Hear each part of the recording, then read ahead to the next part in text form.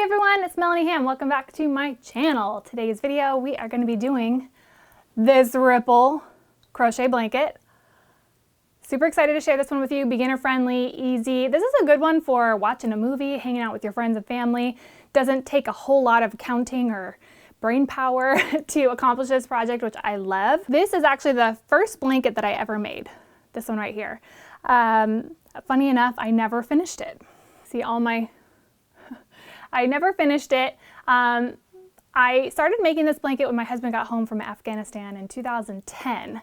So we were doing a lot of just hanging out, which is great for this type of pattern. We were sitting around playing with our 18-month-old son for like months, and that was back in 2010. So our son just turned 11, which is pretty crazy. The ripple is similar to my chevron blanket, but it doesn't have those holes that you can get with your pattern, which a lot of you don't like. So this is a great alternative.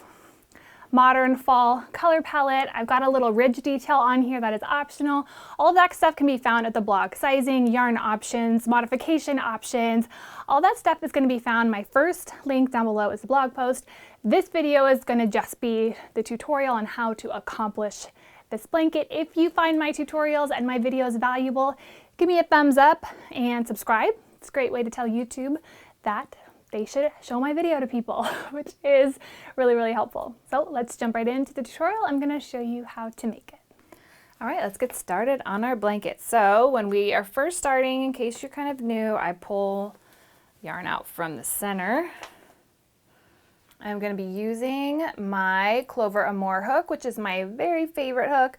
This is a J 6mm. That is what the yarn recommends. So no matter what yarn you pick, use the recommended hook size that's on the label. All right, so we're starting with the slip knot, and this pattern is an advanced beginner, I would say.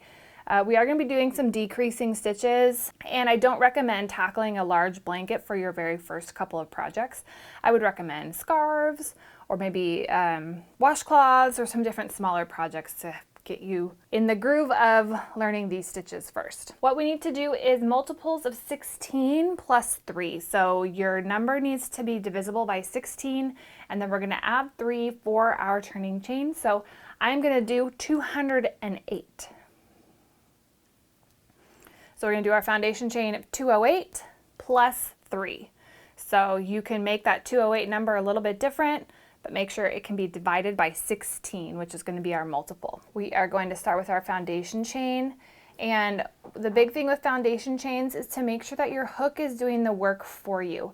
We don't want to make these teeny little stitches, and we don't want to also make these like really loosey-goosey floppy stitches. Like, that's not going to work. Let the hook create the size for you. That's why we're using specific size hooks, and that will just make your life so much easier. So we're gonna make sure you're counting properly. So sit where you can focus for a few minutes and count up to 208 or whatever your number is. I'll meet you there when I'm done, and I'm gonna go focus too. 5, 6, 7, 8, 9, 10. I'll meet you at 208. All right, we're at 208. Remember, we need to add 3. 1, 2, 3. It's a cloudy day, so I apologize if I have to mess with the lighting occasionally. All right, so that was 208 plus 3. So make sure to add those 3 chains at the end. So now what we're going to do, basically those 3 chains count as a double crochet. So we're going to go 1, 2, 3. In the 4th chain, right? So basically those plus 3 just count as this double crochet. So we are going to put a double crochet in that 208th stitch. Okay, so then in that 4th stitch over, we're going to place a double crochet.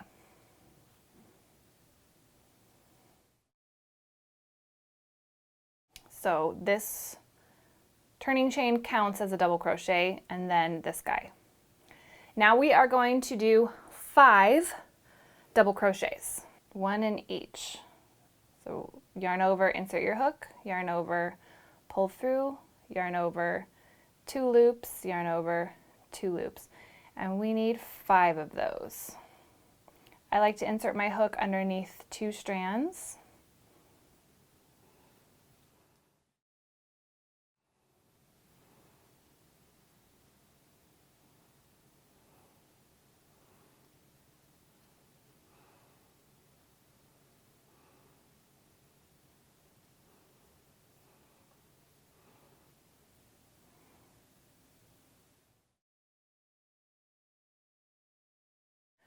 Okay, so this is how it's going to work. 5 is going to be our magic number. That's going to be all of the stitches in between our decreases and increases. These last two over here at the end, those are our extras that have to be at the end of our blanket. So we're going to revisit that when we get to the other end. But 5 is our magic number. However, when we're first getting started, we're going to have these 2 extra. So then it's got the 2 extra, 1, 2, 3, 4, 5. And these 2 extra only are on the ends. So now we need to decrease. Decreasing is basically turning 2 stitches into 1. So let's do a double crochet decrease, which is yarn over, insert your hook, yarn over, pull through, yarn over 2 loops, then we're going to yarn over, insert into the next foundation chain, yarn over, pull through, yarn over, pull through 2 loops, and then we're going to yarn over, pull through all 3. And that created those 2 stitches into 1. So one more time, we're going to do a decrease, which is basically 2 double crochet together. So it's 2 DCTOG is the reference. You can check that out on the pattern, written pattern if you want to. Yarn over, insert your hook, yarn over, pull through, yarn over, pull through 2 loops, yarn over, insert your hook into the next stitch over, yarn over, pull through, yarn over, 2 loops, yarn over, all 3 remaining to connect those 2 stitches. So see here we have 2 into 1, 2 into 1. Now we need to do 5 double crochet. So after you've done these, sometimes you get confused over where the next stitch is over here on this side. So just keep an eye out for that so that you don't miss a stitch and then have your numbers be off when you get back to the end. Okay, so we're going to do a double crochet in here.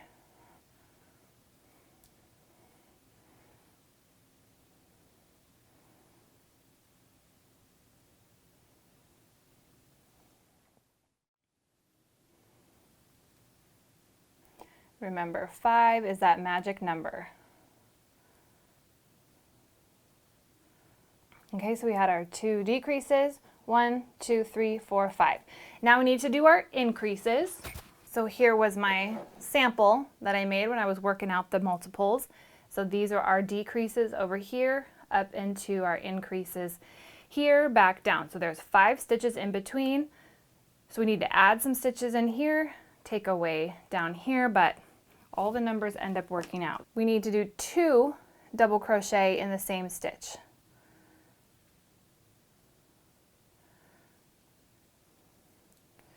So here's 1, and then another double crochet in the same foundation chain. And then we need to do that again. So right next door, 2 double crochets.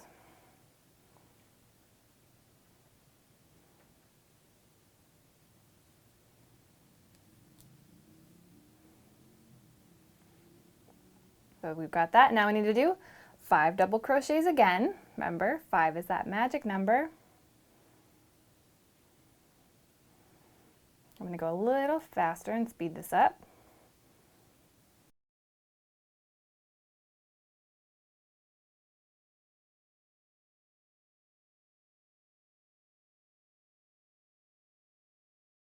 Okay, our increases, and then 1, 2, 3, 4, 5. Now we're back to our decreases. And we're going to continue in that same manner all the way to the end. So we had our ends, which are kind of its own thing. 5, 2 decreases, 5, 2 increases, 5, 2 decreases. Again, check the written pattern if that's helpful to you. Check the diagram if that's helpful for you. But you're going to keep going in that manner all the way to the end of your 208 foundation chain. I will meet you there. Here we go. Here's my first pass going down. Okay, so when we get to the end, hopefully this is where you are at. So we had our 2 decreases, 1, 2, 3, 4, and 5. And then hope and pray you have got 1 left over, okay? So if that happened to you, you did it right. Yes, you can celebrate. Okay, so we are gonna then do our, remember at the beginning, we had our 2 over here, and I told you it was kind of its own thing, okay? Because we only do these extra 2 on the ends, right? So we have our extra chain to do our ending, which is 2 double crochets. And I know it just seems kind of counterintuitive and strange that you constantly put 2 on the ends. And I know I haven't really figured it out beyond the fact that I just know that it works. Okay? So here on my sample, at the end of all of these rows is 2. See that? 2, 2, 2. Okay? And that keeps that nice straight line. Chain 3, right? 1, 2, 3, turn our work. We need to place a double crochet right here in this first stitch, because remember, at the beginning and the end of every single row, we need to have 2 stitches, and this chain 3 counts as your first one. So we need to add our second one as our ending or beginning, where we need to have 2. Now we're back to that magic 5 number. All right, so we're gonna do 5 double crochet.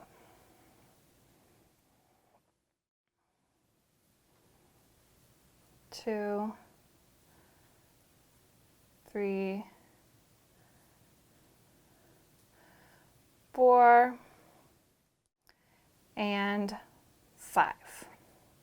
All right, now looking at the previous row, we've got a double crochet, and then we've got our 2 decreases. So this is right. So you want to start your decrease again. So we're going to do another decrease here in this little valley, starting with a double crochet. So we're going to be decreasing this double crochet and this decreased stitch from the previous row, and then the second decreased stitch and this double crochet. Okay? So that's right if that's looking, you know, the right way, because we need to make 2 into 1. So we're gonna yarn over, insert your hook, yarn over, pull through, yarn over, 2 loops, yarn over into the next stitch, yarn over, pull through, yarn over, 2 loops, yarn over, all 3. All right, same thing in the next 2 stitches, yarn over, insert your hook, yarn over, pull through, yarn over, 2 loops, yarn over into the next stitch, yarn over, pull through, yarn over, 2 loops, yarn over, all 3, okay? There is our decrease. And you're gonna see that as the second row progresses, that wave is gonna be more pronounced. All right, magic number 5. 5 single crochet, or 5 double crochets, ready, go.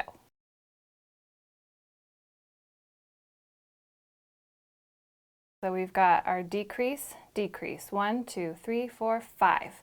Now we're going to do our 2 double crochet in the same stitch, and that should be happening. So you see here the previous row, this is our increase, our 2 in the same stitch. We finished number 5 in that first one. So our 2, where we do 2 double crochet in the same stitch, should be these 2 center stitches. Okay?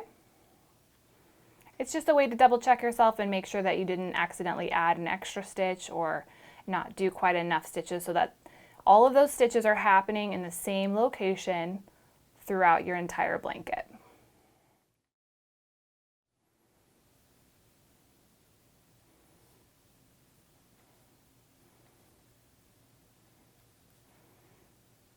So we have our 2 and our 2. Magic number 5. Continue that same process going all the way across. I'll meet you at the end of this row. All right, here we are at the end. Now we've got our 2 decrease, right? So decrease 1, decrease 2. Then we've got 1, 2, 3, 4, 5. Okay, so there's our magic number 5, but remember this turning chain counts as a double crochet. So our last 2, those endings and beginnings that are where we need to add those extra stitches are going to go in that turning chain. Okay, so just right here at the top of the chain, we're going to place 2 double crochets. Because remember, at the beginning and the end of all of these rows, we need to have 2 stitches. So don't even think of them as part of the row. They're like the ending piece, right?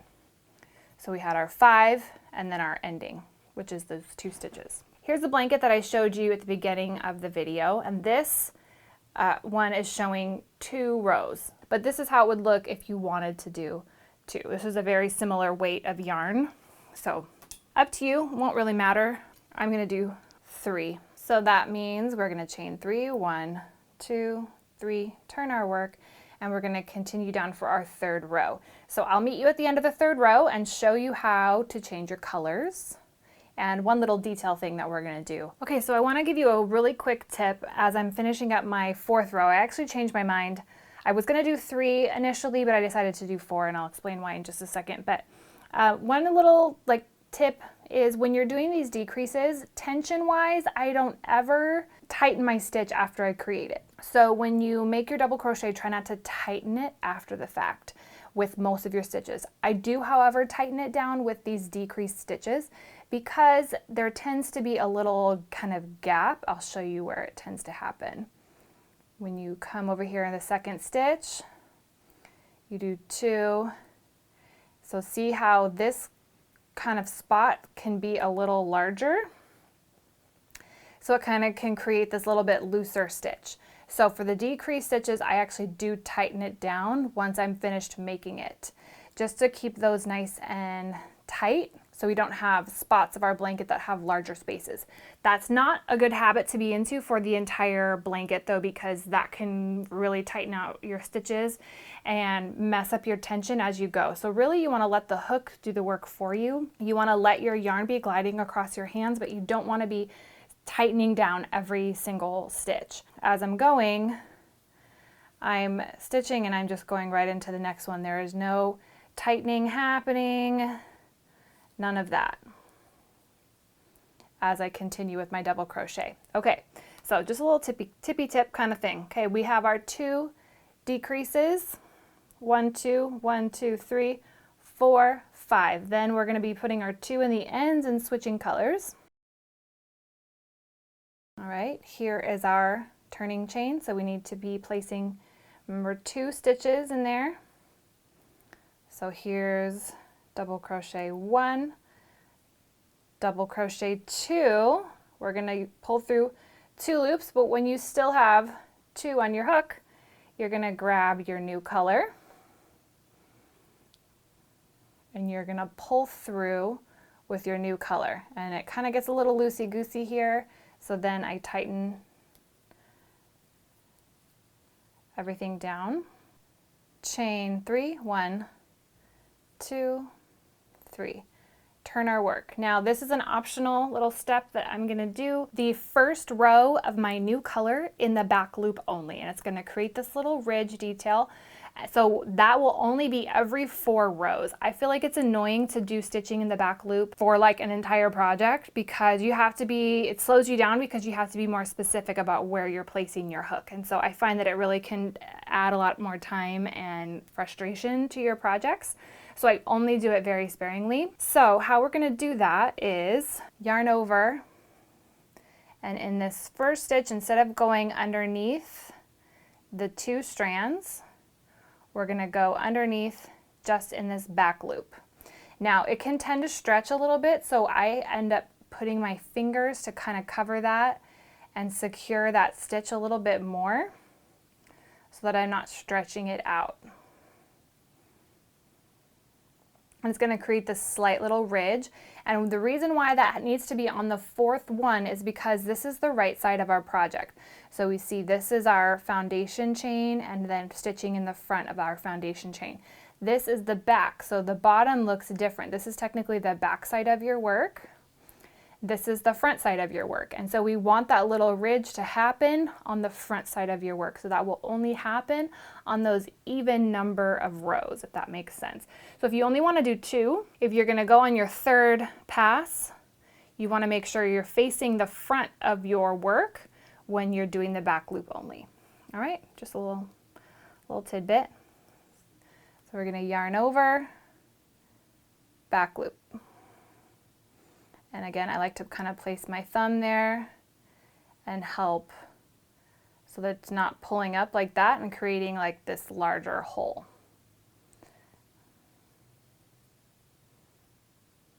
Again, totally optional. You might notice that in the photo.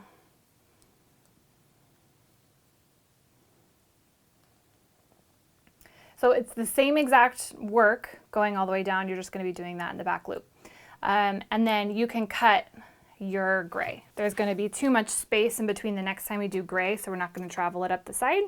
So we're just going to cut it, leaving 5-6 inches so that we can weave that in later. Okay, so here's how it's looking. Just a really subtle little ridge that's happening right here. That's what we're creating with that back loop. So let me show you the decrease real quick. It's the exact same thing. I'm gonna go 2, yarn over, next stitch over, 2, all 3, and kind of tighten those decreases down. That's how you change your color and do that back loop. So then when I reach the end of my row and then go to do my second row of pink, I'm gonna do it normal. No more back loop until I switch to my tan. So my 3rd color is gonna be the tan. The first row of my tan, I'm gonna do the back loop, then do 4 rows total of each color. And then when I'm done with the tan, I'm gonna switch to the mustard and then back around to the charcoal. All right, so that's what I'm gonna be doing. So happy stitching, get comfortable, and yeah, I'll pop back in with you in a little bit.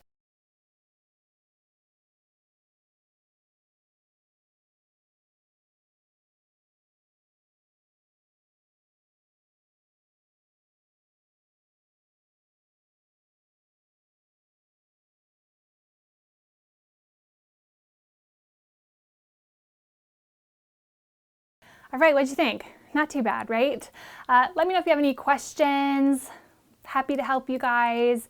Don't forget to check out the blog post for all the details and the free printable pattern that's there for you guys. I'll see you guys in the next video.